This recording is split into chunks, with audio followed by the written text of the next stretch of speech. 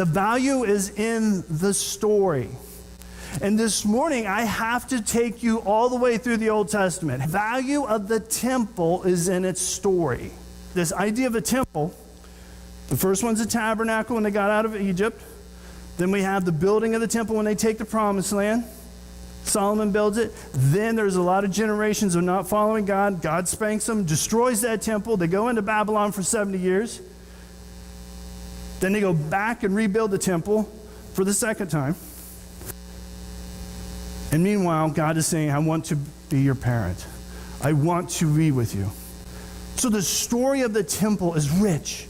It is long. I just gave you the cliff notes of cliff notes. When you come to know Jesus, when you lay down your life and say, I want to follow Jesus, it's not about me anymore. What is so amazing about you being the temple? It's where God literally wants to walk with you. Look at the image in Leviticus. What did God break? Their yoke of slavery with the Egyptians. Not only is he dwelling with us, but he breaks our yoke of slavery when we aren't following Jesus. So much that people are wrapped up in that they can't break the yoke of it. And we look at what shackles them and we see this yoke fastened around their neck. And they're pulling with all their might to probably try to figure this thing out. And God's like, I want to break that. I want to liberate you. I want to set you free from that slavery.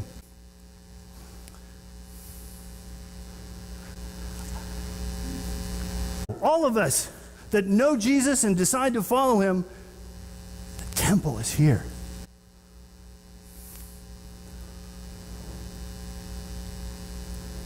Jesus is the draft horse on the one side.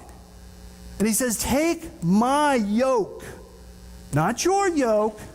Who owns the yoke? Jesus says, take my yoke under his control. Then the burden is light. So this morning, to whom are you yoked? Is it your yoke? Because the image of the temple is greater the more temple bearers come in. Come together as a family to yoke up with one another because you want to be yoked with other people who are chasing after Jesus. Yoke up. First off with Jesus. Second off with a co-laborer. Keep those things holy. You have been set apart for work for Jesus to be yoked with him for a special purpose. That's what makes you holy.